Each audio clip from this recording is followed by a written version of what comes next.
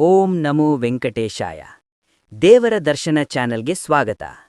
ಮೀನ, ನೀವು ಇಲ್ಲಿಯವರೆಗೆ ಅನುಭವಿಸಿದ ಕಷ್ಟಗಳಿಗೆ, ನೀವು ಸುರಿಸಿದ ಕಣ್ಣೀರಿಗೆ, ನೀವು ಎದುರಿಸಿದ ಅವಮಾನಗಳಿಗೆ ಸಮಯವೇ ಉತ್ತರಿಸುವ ಅದ್ಭುತ ಸಮಯ ಬಂದಿದೆ. ಜನವರಿ 31ರಿಂದ ಫೆಬ್ರವರಿವರೆಗೆ ನಿಖರವಾಗಿ 4 ದಿನಗಳಲ್ಲಿ ನಿಮ್ಮ ಜೀವನವು ಬದಲಾಗಲಿದೆ. ನಿಮ್ಮ ಜೀವನದ ಪ್ರಯಾಣದಲ್ಲಿ ಹೊಸ ಅಧ್ಯಾಯವು ಇದೀಗ ಪ್ರಾರಂಭವಾಗುತ್ತಿದೆ. ನಿಮ್ಮ ಜಾತಕದಲ್ಲಿ ಗ್ರಹಗಳು ಬದಲಾಗುತ್ತಿರುವ ಈ ಶುಭ ಸಮಯದಲ್ಲಿ ಅದೃಷ್ಟ ದೇವತೆ ನಿಮ್ಮ ಮನೆಯ ಬಾಗಿಲು ತಟ್ಟಿ ನಿಮ್ಮನ್ನು ಸ್ವಾಗತಿಸಲಿದ್ದಾರೆ. ಹಲವು ವರ್ಷಗಳಿಂದ ಕತ್ತಲೆಯಲ್ಲಿರುವ ನಿಮ್ಮ ಜೀವನದಲ್ಲಿ ಸೂರ್ಯನ ಬೆಳಕಿನಂತಹ ಅದ್ಭುತ ಬದಲಾವಣೆ ಬರಲಿದೆ. ಇಲ್ಲಿ ಒಂದು ಪ್ರಮುಖ ತಿರುವಿದೆ. ನಿಮ್ಮನ್ನು ನಿರಂತರವಾಗಿ ಕಾಡುತ್ತಿರುವ ಮತ್ತು ನಿಮ್ಮನ್ನು ಎಚ್ಚರವಾಗಿರಿಸುತ್ತಿರುವ ಆರ್ಥಿಕ ಸಮಸ್ಯೆಗಳು ಮತ್ತು ಆರೋಗ್ಯ ಸಮಸ್ಯೆಗಳು ಹಿಂದಿನ ವಿಷಯವಾಗುತ್ತವೆ. ನೀವು ಸಾಲದ ನೋವಿನಲ್ಲಿ ಸಿಲುಕಿಕೊಂಡು ಹೊರಬರಲು ಸಾಧ್ಯವಾಗದೇ ಇರುವ ಸಮಯದಲ್ಲಿ ನೀವು ಅನಿರೀಕ್ಷಿತವಾಗಿ ನಿಮ್ಮ ಕೈಯಲ್ಲಿ ಹಣವನ್ನು ಪಡೆಯುತ್ತೀರಿ. ಆದರೆ ಈ ಪವಾಡ ಅಲ್ಲಿಗೆ ನಿಲ್ಲುವುದಿಲ್ಲ.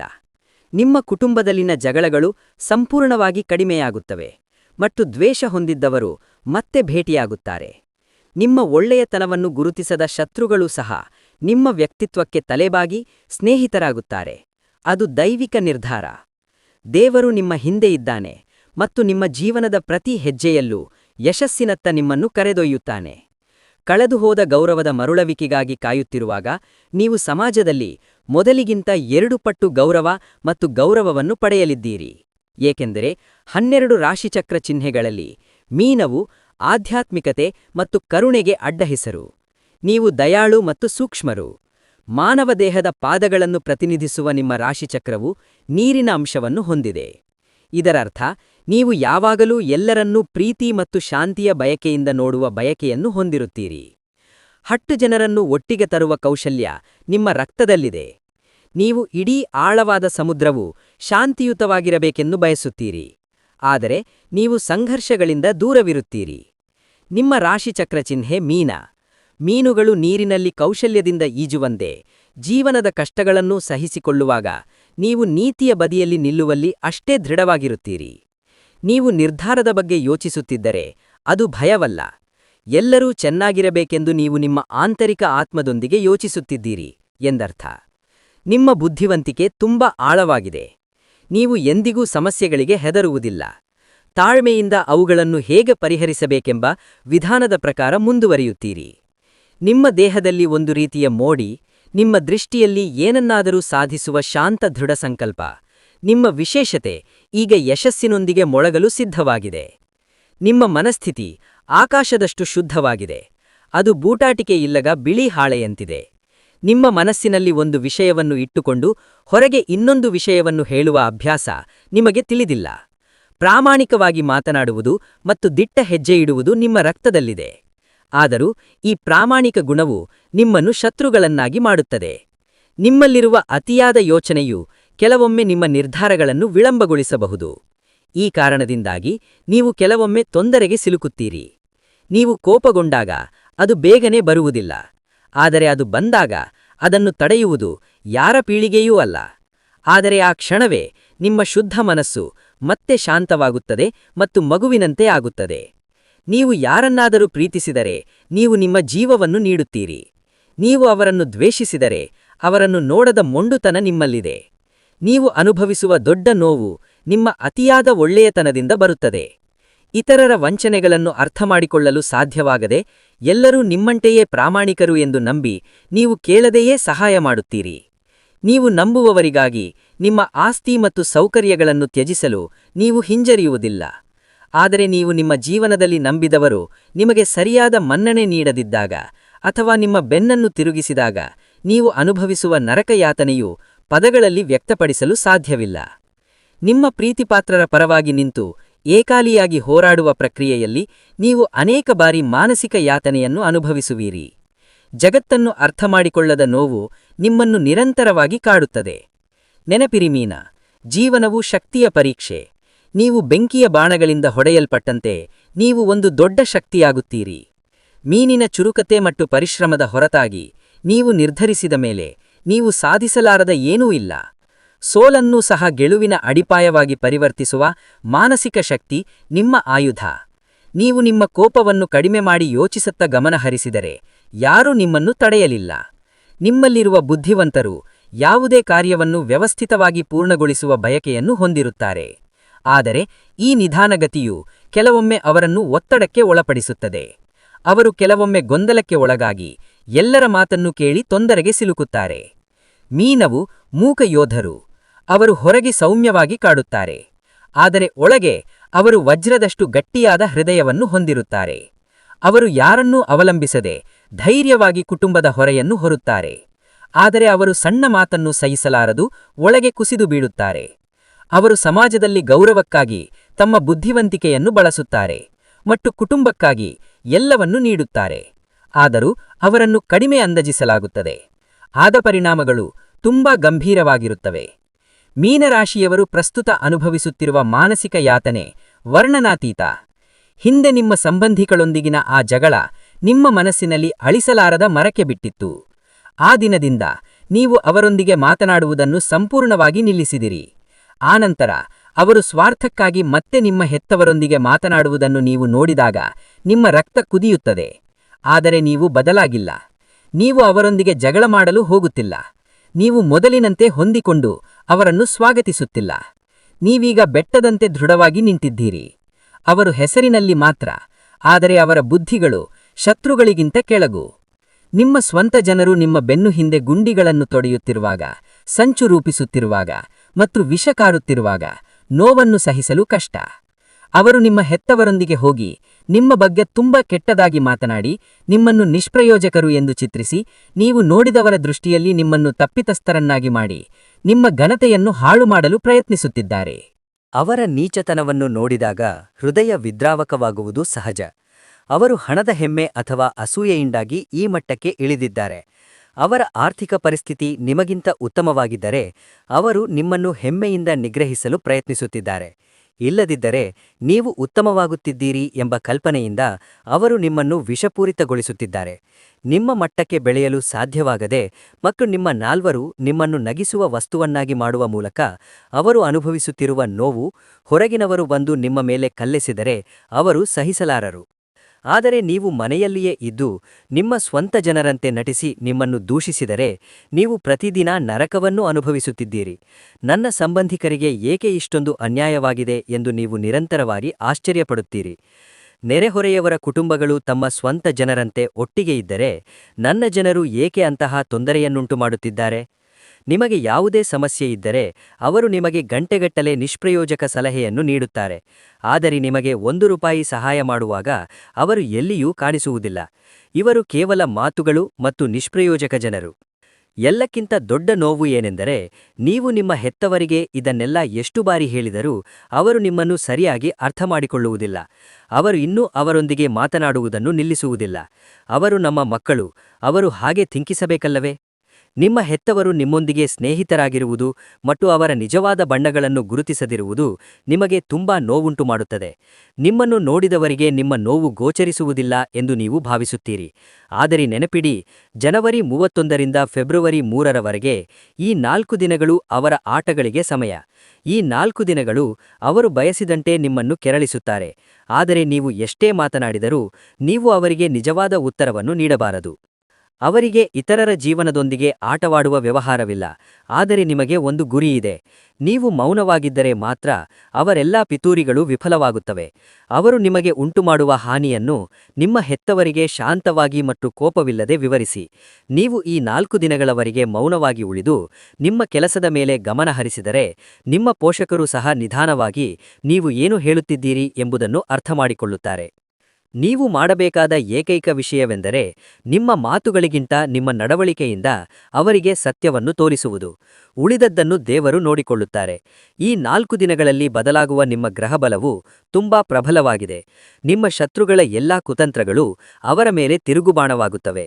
ಸಮಯ ಬದಲಾಗುತ್ತಿದೆ. ಆದ್ದರಿಂದ ಅವರು ನಿಮಗಾಗಿ ಅಗಿದ ಗುಂಡಿಗೆ ಬೀಳುತ್ತಾರೆ. ಅದೇ ಶಿವನು ಅವರ ಆಟಗಳನ್ನು ಮಾಡಿ ಅವರ ಪಿತೂರಿಗಳನ್ನು ಅವರ ಮೇಲೆ ಬೀಳುವಂತೆ ಮಾಡುತ್ತಾನೆ. ಕಾದು ನೋಡಿ. ಈಗ ಗ್ರಹಗಳು ನಿಮ್ಮ ಯಶಸ್ಸಿನ ಮೇಲೆ ಹೇಗೆ ಪರಿಣಾಮ ಬೀರುತ್ತಿವೆ ಎಂಬುದನ್ನು ಕಂಡುಹಿಡಿಯೋಣ. ಜನವರಿ 31ರಿಂದ ಫೆಬ್ರವರಿ 3ರ ನಡುವೆ ಮೀನರಾಶಿಯವರ ಜೀವನದಲ್ಲಿ ಒಂದು ದೊಡ್ಡ ಪವಾಡ ಸಂಭವಿಸಲಿದೆ. ಎಲ್ಲ ಗ್ರಹಗಳು ಒಟ್ಟಾಗಿ ನಿಮ್ಮ ಹಣೆಬರಹವನ್ನು ಬದಲಾಯಿಸಲು ಸಿದ್ಧವಾಗಿವೆ. ಮೊದಲನೆಯದಾಗಿ, ನಿಮ್ಮ ರಾಶಿಯ ಚಕ್ರದ ಅಧಿಪತಿ ಗುರು ನಿಮ್ಮಲ್ಲಿ ಹೊಸ ಉತ್ಸಾಹವನ್ನು ಹುಟ್ಟುಹಾಕುತ್ತಾರೆ. ಹಲವು ವರ್ಷಗಳಿಂದ ಭಯ ಮತ್ತು ಸೋಲಿನಲ್ಲಿ ಮುಳುಗಿದ ನೀವು ನಿಮ್ಮ ಭಯವನ್ನು ಕಳೆದುಕೊಂಡು ಅಪಾರ ಧೈರ್ಯವನ್ನು ಪಡೆಯುತ್ತೀರಿ. ನೀವು ಸಾಧಿಸಲು ದೃಢಸಂಕಲ್ಪವನ್ನು ಹೊಂದಿರುತ್ತೀರಿ ಮತ್ತು ನೀವು ಸಾಧ್ಯವಿಲ್ಲ ಎಂದು ಭಾವಿಸಿದ ಸ್ಥಳದಲ್ಲೂ ಅದನ್ನು ಮಾಡಬಹುದು ಎಂದು ತೋರಿಸುತ್ತೀರಿ. ಆಗ ನಿಮ್ಮ ಜ್ಞಾನವು ನಿಮ್ಮ ಕಣ್ಣುಗಳನ್ನು ತೆರೆಯುತ್ತದೆ. ನೀವು ಹಿಂದೆ ಮಾಡಿದ ತಪ್ಪುಗಳನ್ನು ಅರ್ಥಮಾಡಿಕೊಳ್ಳುತ್ತೀರಿ ಮತ್ತು ನಿಮ್ಮ ತಪ್ಪುಗಳನ್ನು ಸರಿಪಡಿಸುತ್ತೀರಿ. ಆ ಕ್ಷಣದಲ್ಲಿ ನೀವು ಪಡೆಯುವ ಮನಸ್ಸಿನ ಶಾಂತಿ ತುಂಬಾ ಚೆನ್ನಾಗಿರುತ್ತದೆ. ಆದರೆ ನಿಮ್ಮ ಆರ್ಥಿಕ ಪರಿಸ್ಥಿತಿಯಲ್ಲಿ ನಿಜವಾದ ಬದಲಾವಣೆ ಬರುತ್ತದೆ. ಶನಿ ಬುಧ ಗ್ರಹಗಳ ಆಶೀರ್ವಾದದಿಂದ ವರ್ಷಗಳಿಂದ ಸಿಲುಕಿಕೊಂಡಿದ್ದ ನಿಮ್ಮ ಹಣ ನಿಮಗೆ ಬೇರೊಬ್ಬರ ರೂಪದಲ್ಲಿ ನಿಮಗೆ ಬರುತ್ತದೆ. ನೀವು ಅದನ್ನು ನೋಡಿ ಆಶ್ಚರ್ಯಪಡುತ್ತೀರಿ. ಅದಾದ ನಂತರ ನಿಮ್ಮ ಕಷ್ಟವನ್ನು ಗುರುತಿಸದ ಈ ಲೋಕವು ನಿಮ್ಮನ್ನು ಗೌರವದಿಂದ ನೋಡುತ್ತದೆ. ಕಚೇರಿಯಲ್ಲಿ ನಿಮ್ಮ ಅಧಿಕಾರಿಗಳ ಹೊಗಳಿಕೆ ನಿಮಗೆ ಸಂತೋಷವನ್ನು ನೀಡುತ್ತದೆ. ಸಾಲದಲ್ಲಿರುವವರು ಆ ಸಾಲಗಳನ್ನು ತೊಡಗಿಸಿಕೊಳ್ಳಲು ಸುಲಭವಾಗುತ್ತದೆ. ಅದೃಷ್ಟ ಅಲ್ಲಿಯೇ ನಿಲ್ಲುವುದಿಲ್ಲ. ನೀವು ಹೊಸ ಆದಾಯದ ಮೂಲಗಳನ್ನು ಕಂಡುಹಿಡಿಯುತ್ತೀರಿ. ವ್ಯಾಪಾರ ಮಾಡುವವರು ಗ್ರಾಹಕರ ಸಂಖ್ಯೆಯಲ್ಲಿನ ಹೆಚ್ಚಳದಿಂದ ಲಾಭವನ್ನು ಪಡೆಯುತ್ತಾರೆ. ವರ್ಷಗಳಿಂದ ನೀರಿನಂತೆ ಖರ್ಚು ಮಾಡಲಾಗುತ್ತಿದ್ದ ನಿಮ್ಮ ಹಣವನ್ನು ಈಗ ಸಂಗ್ರಹಿಸಲು ಸಾಧ್ಯವಾಗುತ್ತದೆ. ಕೊನೆಗಾಗಿ, ಲಕ್ಷ್ಮೀದೇವಿಯ ಕೃಪೆಯಿಂದ ನಿಮಗೆ ಚಿನ್ನ ಅಥವಾ ಆಸ್ತಿಯನ್ನು ಖರೀದಿಸುವ ಅವಕಾಶ ಸಿಗುತ್ತದೆ. ನಿಮ್ಮ ಆರ್ಥಿಕ ಪರಿಸ್ಥಿತಿ ಸಮೃದ್ಧವಾಗುತ್ತದೆ. ಆದರೂ ಈ ಅದೃಷ್ಟವನ್ನು ತಡೆಯಲು ಬಯಸುವ ಶಕ್ತಿಗಳು ನಿಮ್ಮ ಸುತ್ತಮಲ್ಲಿ ಇವೆ. ನಿಮ್ಮ ಮನೆಯ ಒಳಗೆ ಮತ್ತು ಹೊರಗೆ ಕೆಲವರು ತಾಳ್ಮೆಯಿಲ್ಲದೆ ಮತ್ತು ನಿಮ್ಮ ಬೆಳವಣಿಗೆಯನ್ನು ನೋಡಲು ಪಿತೂರಿ ನಡೆಸುತ್ತಿದ್ದಾರೆ. ಅವರು ನಿಮ್ಮನ್ನು ದೂಷಿಸಲು ಸಿದ್ಧರಾಗಿದ್ದಾರೆ. ಆದರೆ ಈ ಗ್ರಹಗಳ ಪ್ರಭಾವದಿಂದಾಗಿ ಅವರ ಆಟಗಳು ಕೆಲಸ ಮಾಡುವುದಿಲ್ಲ. ನೀವು ಸುಮ್ಮನಿದ್ದು ನಿಮ್ಮ ಕೆಲಸದ ಮೇಲೆ ಗಮನ ಹರಿಸಿದರೆ ಸಾಕು. ಆ ಶಿವನು ಅವರ ಕುತಂತ್ರಗಳನ್ನು ವಿಫಲಗೊಳಿಸುತ್ತಾನೆ. ನೀವು ಪಡೆಯುವ ಈ ಗೆಲುವು ನಿಮ್ಮ ಶತ್ರುಗಳನ್ನು ಭಯಭೀತಗೊಳಿಸುತ್ತದೆ. ಪವಾಡಗಳು ಸಂಭವಿಸಲಿವೆ. ಸಿದ್ಧರಾಗಿರಿ. ಪ್ರೀತಿಯಲ್ಲಿರುವವರಿಗೆ ಇದು ಪರೀಕ್ಷಾ ಅವಧಿ. ನಿಮ್ಮ ಪ್ರೇಮ ಸಂಬಂಧದಲ್ಲಿ ಮೂರನೇ ವ್ಯಕ್ತಿಯ ಹಸ್ತಕ್ಷೇಪದಿಂದಾಗಿ ಅಥವಾ ಸಣ್ಣ ತಪ್ಪು ತಿಳುವಳಿಕೆಯಿಂದಾಗಿ ಘರ್ಷಣೆಗಳು ಉಂಟಾಗಬಹುದು. ನಿಮ್ಮ ಪ್ರೀತಿಗೆ ಅಡ್ಡಿಯಾಗಿರುವ ಸಂಬಂಧವು ಈ 4 ದಿನಗಳಲ್ಲಿ ಮುರಿದು ಹೋಗುತ್ತದೆ. ಅದು ನಿಮಗೆ ಒಳ್ಳೆಯದು. ನಿಮ್ಮ ಮನಸ್ಸಿನಲ್ಲಿರುವುದನ್ನು ಯಾರಿಗಾದರೂ ಹೇಳಲು ಬಯಸಿದರೆ ಈ 4 ದಿನಗಳವರೆಗೆ ಕಾಯಿರಿ ಮತ್ತು ಫೆಬ್ರವರಿ 4ರಂದು ಹೇಳುವುದು ಉತ್ತಮ. ಇದೀಗ ಮೌನವಾಗಿರಿ ಮತ್ತು ಇನ್ನೊಬ್ಬ ವ್ಯಕ್ತಿಯ ಮನಸ್ಥಿತಿಯನ್ನು ಗಮನಿಸಿ. ದೀರ್ಘಕಾಲದಿಂದ ಮದುವೆಯಲ್ಲಿ ಹೋರಾಡುತ್ತಿರುವ ಮೀನರಾಶಿಯವರು ಈ 4 ದಿನಗಳಲ್ಲಿ ಉತ್ತಮ ಸಂಬಂಧವನ್ನು ಪಡೆಯುವ ಸೂಚನೆಗಳಿವೆ. ಹಿಂದೆ ನಿಲ್ಲಿಸಲಾದ ಸಂಬಂಧವು ಮತ್ತೆ ಮಾತನಾಡಲು ಮುಂದೆ ಬರಬಹುದು. ಆದ್ದರಿಂದ ಸಂಬಂಧಕ್ಕೆ ಬದ್ಧರಾಗುವ ಮೊದಲು ಆ ವ್ಯಕ್ತಿಯ ಹಿನ್ನೆಲೆ ಮತ್ತು ಗುಣಗಳನ್ನು ಎಚ್ಚರಿಕೆಯಿಂದ ತನಿಖೆ ಮಾಡಿ. ಗ್ರಹಗಳ ಹೊಂದಾಣಿಕೆಯಿಂದಾಗಿ ಮದುವೆಯಲ್ಲಿನ ಅಡೆತಡೆಗಳು ಮತ್ತು ದೋಷಗಳು ದೂರವಾಗುತ್ತವೆ ಮತ್ತು ಕುಟುಂಬ ಸದಸ್ಯರ ಅನುಮೋದನೆ ಪಡೆಯುವ ಬಲವಾದ ಸಾಧ್ಯತೆಯಿದೆ. ಈ ಗ್ರಹ ಬದಲಾವಣೆಯಿಂದಾಗಿ ಮಗುವನ್ನು ನಿರೀಕ್ಷಿಸುತ್ತಿರುವ ದಂಪತಿಗಳಿಗೆ ಒಳ್ಳೆಯ ಸುದ್ದಿ ಸಿಗುವ ಸಾಧ್ಯತೆಯಿದೆ. ತಮ್ಮ ಮಕ್ಕಳ ಶಿಕ್ಷಣ ಅಥವಾ ನಡವಳಿಕೆಯ ಬಗ್ಗೆ ಹಲವು ವರ್ಷಗಳ ಕಾಲ ಕಾಳಜಿಗಳು ದೂರವಾಗುತ್ತವೆ. ಸ್ನೇಹಿತರ ಬಗ್ಗೆ ಜಾಗರೂಕರಾಗಿರಿ. ನಿಮ್ಮ ಬೆಳವಣಿಗೆಯಿಂದ ಅಸಹನೆ ಹೊಂದಿರುವ ನಕಲಿ ಸ್ನೇಹಿತರು ಈ 4 ದಿನಗಳಲ್ಲಿ ಹೊರಹೊಮ್ಮುತ್ತಾರೆ. ಅವರನ್ನು ಗುರುತಿಸುವುದು ಮತ್ತು ದೂರವನ್ನು ಕಾಯ್ದುಕೊಳ್ಳುವುದು ಭವಿಷ್ಯದಲ್ಲಿ ನಿಮಗೆ ಒಳ್ಳೆಯದು. ಮುಖ್ಯ ಸೂಚನೆಯೇನು? ಇದರರ್ಥ ಈ 4 ದಿನಗಳಲ್ಲಿ ನಿಮ್ಮ ಗೌರವ ಮತ್ತು ಆಕರ್ಷಣೆ ಹೆಚ್ಚಾಗುತ್ತದೆ. ನೀವು 4ಕ್ಕೆ ಹೋದಾಗ ನಿಮ್ಮ ಮಾತು ಎಲ್ಲರನ್ನೂ ಮೆಚ್ಚಿಸುತ್ತದೆ. ನಿಮ್ಮ ಜೀವನಕ್ಕೆ ಯಶಸ್ಸನ್ನು ತರುವ ಅಕ್ಷರಗಳು ALSC. ಈ ಅಕ್ಷರಗಳಿಂದ ಪ್ರಾರಂಭವಾಗುವ ಜನರು ನಿಮ್ಮ ಜೀವನದಲ್ಲಿ ಬಹಳ ಮುಖ್ಯ. ಅವರು ನಿಮ್ಮ ಅದೃಷ್ಟವನ್ನು ಹೆಚ್ಚಿಸುತ್ತಾರೆ. ಅವರು ಯಾವುದೇ ಅಕ್ಷರದೊಂದಿಗೆ ನಿಮ್ಮ ಹಿಂದೆ ನಿಂತರೆ ಅವರು ನಿಮ್ಮ ತೊಂದರೆಗಳಿಂದ ನಿಮ್ಮನ್ನು ಹೊರತರುವ ಮಾರ್ಗದರ್ಶಕರಾಗುತ್ತಾರೆ. ಈ 4 ದಿನಗಳಲ್ಲಿ ಈ ಅಕ್ಷರಗಳನ್ನು ಹೊಂದಿರುವ ಜನರೊಂದಿಗೆ ನೀವು ನಡೆಸುವ ಚರ್ಚೆಗಳು ನಿಮ್ಮ ಆರ್ಥಿಕ ಸ್ಥಿತಿಯನ್ನು ಬದಲಾಯಿಸಲಿವೆ. ಅವರು ಹೇಳುವ ಪ್ರತಿಯೊಂದು ಮಾತನ್ನು ದೇವರ ವಾಕ್ಯವೆಂದು ಪರಿಗಣಿಸಿ. ಈ ಅಕ್ಷರಗಳು ನಿಮ್ಮ ಸ್ವಾಭಿಮಾನವನ್ನು ಹೆಚ್ಚಿಸುವ ಶಕ್ತಿಯನ್ನು ಹೊಂದಿವೆ. ಅವರ ಸಹವಾಸವು ನಿಮಗೆ ರಕ್ಷಣಾತ್ಮಕ ಗುರಾಣಿಯಾಗಿ ಕಾರ್ಯನಿರ್ವಹಿಸುತ್ತದೆ. ಆದರೆ ಜಾಗರೂಕರಾಗಿರಿ. ನಿಮ್ಮ ಸುತ್ತಲೂ MVRK ಅಕ್ಷರಗಳನ್ನು ಹೊಂದಿರುವ ಜನರ ಬಗ್ಗೆ ಜಾಗರೂಕರಾಗಿರಿ. ವಿಶೇಷವಾಗಿ M ಮತ್ತು K ಅಕ್ಷರಗಳನ್ನು ಹೊಂದಿರುವವರು ನಿಮ್ಮ ಮುಂದೆ ನಗುತ್ತಾರೆ ಮತ್ತು ಹಿಂದಿನಿಂದ ನಿಮ್ಮನ್ನು ದೂಷಿಸಲು ಸಂಚು ರೂಪಿಸುತ್ತಾರೆ. ನೀವು ಚೆನ್ನಾಗಿದ್ದಾಗ ಅವರದನ್ನು ಸಹಿಸಲಾರರು ಮತ್ತು ನಿಮ್ಮ ಪೋಷಕರಿಗೆ ನಿಮ್ಮ ಬಗ್ಗೆ ಹೇಳುತ್ತಾರೆ. ನೀವು ಅವರ ಮಾತುಗಳನ್ನು ನಂಬಿ ರಹಸ್ಯಗಳನ್ನು ಹೇಳಿದರೆ ನೀವು ತೊಂದರೆಗೆ ಸಿಲುಕುತ್ತೀರಿ. ಈ 4 ದಿನಗಳು ನಿಮ್ಮನ್ನು ತುಂಬಾ ಕೆಣಕುತ್ತವೆ. ಅವರು ನಿಮ್ಮ ತಾಳ್ಮೆಯನ್ನು ಪರೀಕ್ಷಿಸುತ್ತಾರೆ. ಆ ಸಮಯದಲ್ಲಿ ನೀವು ಕೋಪಗೊಂಡರೆ ದೇವರು ನಿಮಗೆ ನೀಡುವ ಅದ್ಭುತ ಅವಕಾಶವನ್ನು ನೀವು ಕಳೆದುಕೊಳ್ಳುತ್ತೀರಿ. ಅವರನ್ನು ದೂರವಿಡುವುದು ನಿಮ್ಮ ಜೀವನದ ರಕ್ಷಕ. ನೆನಪಿಡಿ, ಮೀನರಾಶಿಯವರು ನಿಮ್ಮ ದೊಡ್ಡ ಕಾಳಜಿ ಮತ್ತು ನಿಮ್ಮ ಶತ್ರುಗಳಿಗೆ ಶಕ್ತಿಯಾಗಬಾರದು. ಈ 4 ದಿನಗಳವರೆಗೆ ನೀವು ತುಂಬಾ ಶಾಂತವಾಗಿರಬೇಕು. ನಿಮ್ಮೊಳಗೆ ಎಷ್ಟೇ ನೋವಿದ್ದರೂ ಹೊರಗೆ ನಗುತ್ತಾ ಮೌನವಾಗಿರಿ. ನಿಮ್ಮ ಮೌನವು MVRK ಅಕ್ಷರಗಳ ಶತ್ರುಗಳಿಗೆ ದೊಡ್ಡ ಶಿಕ್ಷೆ. ಪರಮಾತ್ಮನು ನಿಮ್ಮನ್ನು ನಿಮಗೆ ದ್ರೋಹ ಮಾಡಿದವರು ಮತ್ತು ನಿಮ್ಮ ಮೇಲೆ ತಂತ್ರಗಳನ್ನು ಆಡಿದವರ ಮುಂದೆ ಹೆಮ್ಮೆಯಿಂದ ನಿಲ್ಲುವಂತೆ ಮಾಡಲಿದ್ದಾನೆ. ನೀವು ಈ ಯುದ್ಧವನ್ನು ಗೆಲ್ಲಬೇಕೆಂದರೆ ನೀವು ಶತ್ರುವನ್ನು ವಾಕಿನಿಂದಲ್ಲ, ನಿಮ್ಮ ಬೆಳವಣಿಗೆಯಿಂದ ಸೋಲಿಸಬೇಕು. ಪವಾಡಗಳು ಸಂಭವಿಸಲಿವೆ, ಸಿದ್ಧರಾಗಿರಿ. ಈ 4 ದಿನಗಳಲ್ಲಿ ಮೀನರಾಶಿಯವರ ಜೀವನದಲ್ಲಿ ಸಂಭವಿಸುವ ಈ ಬದಲಾವಣೆಗಳು ದೇವರ ಲಿಖಿತ ಲಿಪಿ.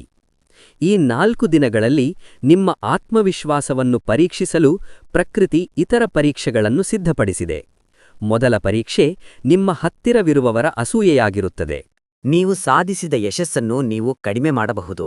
ಆ ಸಮಯದಲ್ಲಿ ನೀವು ನಿರುತ್ಸಾಹಗೊಳ್ಳದೆ ನಗಬೇಕು. ಎರಡನೇ ಪರೀಕ್ಷೆಯೆಂದರೆ ನಿಮ್ಮ ಹಳೆಯ ಶತ್ರು ಅಪಾಯದಲ್ಲಿದ್ದಾನೆ. ಅವನು ಹಿಂದೆ ಮಾಡಿದ ಗಾಯಗಳನ್ನು ನೆನಪಿಸಿಕೊಳ್ಳದೆ ನೀವು ಅವನಿಗೆ ಸಹಾಯ ಮಾಡಿದರೆ ನಿಮ್ಮ ಪಾಪಗಳು ದೂರವಾಗುತ್ತವೆ. ಮೂರನೆಯ ಪರೀಕ್ಷೆಯು ನಿಮ್ಮ ತಾಳ್ಮೆಯ ಬಗ್ಗೆ. ನೀವೊಂದು ಪ್ರಮುಖ ಕೆಲಸವನ್ನು ಮಾಡುವಾಗ ನೀವು ಅಡೆತಡೆಗಳನ್ನು ಎದುರಿಸಬಹುದು. ನೀವು ಶಾಂತವಾಗಿದ್ದರೆ ಮತ್ತು ಆ ಸಮಯದಲ್ಲಿ ಕೋಪಗೊಳ್ಳದಿದ್ದರೆ ಆ ಅಡಚಣೆಯಿಂದಾಗಿ ನೀವು ದೊಡ್ಡ ಅಪಾಯದಿಂದ ಪಾರಾಗಿದ್ದೀರಿ ಎಂದು ನೀವು ನಂತರ ಕಂಡುಕೊಳ್ಳುವಿರಿ. ನಾಲ್ಕನೇ ಪರೀಕ್ಷೆಯೆಂದರೆ ದೇವರು ನಿಮ್ಮ ಕೈಯಲ್ಲಿರುವ ಶಕ್ತಿಯನ್ನು ಪರೀಕ್ಷಿಸುತ್ತಾನೆ. ದುರ್ಬಲರನ್ನು ಶಿಕ್ಷಿಸಲು ನಿಮಗೆ ಅವಕಾಶವಿದ್ದರೂ ನೀವು ಕ್ಷಮೆಯನ್ನು ತೋರಿಸಿದರೆ ನೀವು ಅದೃಷ್ಟವಂತರು. ಐದನೇ ಪರೀಕ್ಷೆಯೆಂದರೆ ಯಾರಾದರೂ ನಿಮ್ಮ ಹೆಸರು ಮತ್ತು ಖ್ಯಾತಿಯನ್ನು ಹಾಳುಮಾಡಲು ಸುಳ್ಳು ಪ್ರಚಾರವನ್ನು ಹರಡುತ್ತಾರೆ. ನಂತರ ನೀವು ಕೋಪಗೊಳ್ಳದೆ ನಿಮ್ಮ ಕೆಲಸವನ್ನು ಮಾಡಿದರೆ ನಿಮ್ಮ ವ್ಯಕ್ತಿತ್ವವು ಚಿನ್ನದಂತೆ ಹೊಳೆಯುತ್ತದೆ. ಆರನೇ ಪರೀಕ್ಷೆಯೆಂದರೆ ನೀವು ನಿಮ್ಮ ನೆಚ್ಚಿನ ಆಹಾರ ಅಥವಾ ಅಭ್ಯಾಸವನ್ನು ತ್ಯಜಿಸಬೇಕಾಗುತ್ತದೆ. ಇಲ್ಲಿ ನಿಮ್ಮ ಆಸೆಗಳ ಮೇಲೆ ನೀವು ಎಷ್ಟು ನಿಯಂತ್ರಣ ಹೊಂದಿದ್ದೀರಿ ಎಂಬುದನ್ನು ದೇವರು ಪರೀಕ್ಷಿಸುತ್ತಾನೆ. ಏಳನೇ ಪರೀಕ್ಷೆಯೆಂದರೆ ಅಪರಿಚಿತರು ನಿಮ್ಮ ಮನೆಗೆ ಬಂದು ನಿಮ್ಮನ್ನು ಕಿರಿಕಿರಿಗೊಳಿಸಬಹುದು. ನೀವು ಅವರಿಗೆ ಗೌರವದಿಂದ ನೀಡುವ 1 ಲೋಟ ನೀರು ಕೂಡ ನಿಮ್ಮ ಪುಣ್ಯವನ್ನು ಹೆಚ್ಚಿಸುತ್ತದೆ.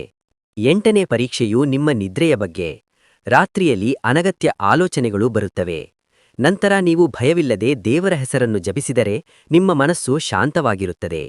9ನೆಯ ಪರೀಕ್ಷೆಯು ನಿಮ್ಮ ಒಡಹುಟ್ಟಿದವರೊಂದಿಗಿನ ಆಸ್ತಿ ವಿವಾದಗಳಾಗಿರಬಹುದು. ನೀವು 1 ಹೆಜ್ಜೆ ಹಿಂದಕ್ಕೆ ಸರಿದು ರಾಜಿ ಮಾಡಿಕೊಂಡರೆ ನೀವು ಕಳೆದುಕೊಂಡಿದ್ದಕ್ಕಿಂತ ಹೆಚ್ಚಿನ ಸಂಪತ್ತನ್ನು ನೀವು ಪಡೆಯುತ್ತೀರಿ. 10ನೇ ಪರೀಕ್ಷೆಯು ಕಷ್ಟಗಳ ಸರಣಿಯಾಗಿರಬಹುದು ಮತ್ತು ನೀವು ದೇವರನ್ನು ನಂಬದಿರಬಹುದು. ಆದರೆ ಇದು ನನ್ನ ಒಳಿತಿಗಾಗಿ ಎಂದು ನೀವು ನಂಬಿದರೆ ನಿಮ್ಮ ಅದೃಷ್ಟ ಹೊಳೆಯುತ್ತದೆ. ಈ ಎಲ್ಲಾ ಪರೀಕ್ಷೆಗಳು ನಿಮ್ಮನ್ನು ಮಹಾನ್ ವ್ಯಕ್ತಿಯಾಗಿ ಮಾಡಲು ದೇವರು ನೀಡಿದ ಸಂಕೇತಗಳಾಗಿವೆ. ಜನವರಿ 31ರಿಂದ ಫೆಬ್ರವರಿ 3ರವರೆಗೆ ನೀವು ಮಾಡುವ ಸಾಧನೆಯು ನಿಮ್ಮ ಜೀವನದಲ್ಲಿ ದೊಡ್ಡ ಬದಲಾವಣೆಯನ್ನು ತರುತ್ತದೆ. ಈ ಅವಧಿಯಲ್ಲಿ ನೀವು ಪಡೆಯುವ ದೈವಿಕ ಶಕ್ತಿಯು ನಿಮ್ಮ ಶತ್ರುಗಳನ್ನು ಭಯಭೀತಗೊಳಿಸುತ್ತದೆ. ಈ 4 ದಿನಗಳಲ್ಲಿ ನೀವು ಕೆಲವು ಕೆಲಸಗಳನ್ನು ಮಾಡಬೇಕು. ಪ್ರತಿದಿನ ಬೆಳಿಗ್ಗೆ 4 ಗಂಟೆಗೆ ಎಚ್ಚರಗೊಂಡು ಬಿಸಿನೀರಿನ ಸ್ನಾನ ಮಾಡಿ. ಈ 4 ದಿನಗಳವರೆಗೆ ಹಾಸಿಗೆಯ ಮೇಲಲ್ಲ, ನೆಲದ ಮೇಲೆ ಮಲಗಿ ಮತ್ತು ಭೂಮಿತಾಯಿಯ ಶಕ್ತಿಯನ್ನು ಪಡೆಯಿರಿ. ಹೀಗೆ ಮಾಡುವುದರಿಂದ ನಿಮ್ಮ ಅಹಂಕಾರ ಕಡಿಮೆಯಾಗುತ್ತದೆ ಮತ್ತು ದೈವಿಕ ಶಕ್ತಿಯನ್ನು ಗ್ರಹಿಸುವ ನಿಮ್ಮ ಸಾಮರ್ಥ್ಯ ಹೆಚ್ಚಾಗುತ್ತದೆ. ಸೂರ್ಯೋದಯದ ಸಮಯದಲ್ಲಿ ಹನುಮನ ಮುಂದೆ ದೀಪವನ್ನು ಬೆಳಗಿಸಿ ಮತ್ತು ಹನುಮಾನ್ ಚಾಲೀಸಾವನ್ನು ಪಠಿಸಿ. ಆ ಶಬ್ದಗಳು ನಿಮ್ಮ ಸುತ್ತಲೂ ರಕ್ಷಣಾತ್ಮಕ ಗುರಾಣಿಯನ್ನು ಸೃಷ್ಟಿಸುತ್ತವೆ.